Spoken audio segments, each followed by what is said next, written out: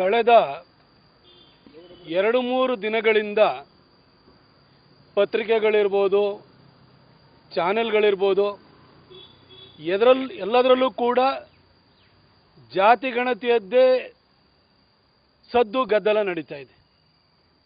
ನಿಜಕ್ಕೂ ಹೇಳಬೇಕು ಅಂದರೆ ಸಿದ್ದರಾಮಯ್ಯನವರು ಎಂತಹ ಒಬ್ಬ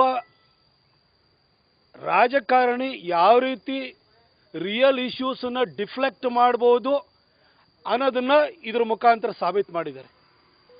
ಒಂದು ಕಡೆ ಪಕ್ಷ, ಇನ್ನೊಂದು ಕಡೆ ವಿಪಕ್ಷ, ಇಬ್ಬರನ್ನೂ ಕೂಡ ಕುರಿ ಮಾಡೋದರಲ್ಲಿ ಅವರು ಯಶಸ್ವಿಯಾಗಿದ್ದಾರೆ. ರಿಯಲ್ ಇಶ್ಯೂಸನ್ನು ಬಿಟ್ಬಿಟ್ರು, ಎಲ್ಲ ಕಡೆ ಡಿಫ್ಲೆಕ್ಟ್ ಮಾಡಿದ್ದಾರೆ. ಒಂದು ಕಡೆ ಈ ಜಾತಿ ಗಣತಿ ಈ ಸಂಖ್ಯಾ ಆಧಾರದ ಮೇಲೆ ಹೊರಬಿದ್ದು ಕೂಡಲೇ ಇವತ್ತು DK ಶಿವಕುಮಾರ್ ಅವರು ಒಕ್ಕಲಿಗರ ಸಂಖ್ಯೆ ಕಮ್ಮಿ ಆಯಿತು ಅಂತ ಹೇಳಿ ಒಕ್ಕಲಿಗರ ಶಾಸಕರ ಸಭೆಯನ್ನು ಕರೆದಿದ್ದಾರೆ. ಇನ್ನೊಂದು ಕಡೆ ಲಿಂಗಾಯತರ ಸಂಖ್ಯೆ ಕಮ್ಮಿ ಆಯಿತು ಅಂತ ಹೇಳಿ ಶಾಮನೂರು ಶಿವಶಂಕರಪ್ಪನವರು ಅಪಸ್ವರ ಎತ್ತಿದ್ದಾರೆ, ಅವರು ಕೂಡ ಮಾತನಾಡ್ತಾ ಇದ್ದಾರೆ. ಮತ್ತೊಂದು ಕಡೆ ದಲಿತ ನಾಯಕರು ನಮ್ಮ ಸಂಖ್ಯೆ 1 ಕೋಟಿಗಿಂತ ಜಾಸ್ತಿ ಇದೆ ಅಂತೇಳಿ ಭಾಳ ಒಳಗಿಂದ ಒಳಗೆ ಖುಷಿ ಪಟ್ಕೊಂಡು ನಮಗೆ ಮುಖ್ಯಮಂತ್ರಿ ಸ್ಥಾನದಿಂದಲ್ಲ ನಾಳೆ ಲಭ್ಯವಾಗ್ಬೋದು ಅಂತ ಯೋಚನೆ ಮಾಡ್ತಿದ್ದಾರೆ.